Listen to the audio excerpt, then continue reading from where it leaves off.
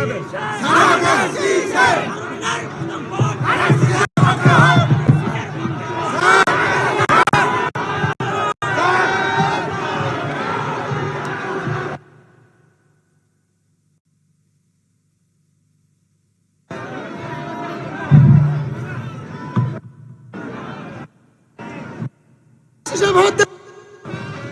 আপনারা এদিকে আস্তে আস্তে যেভাবে এসেছেন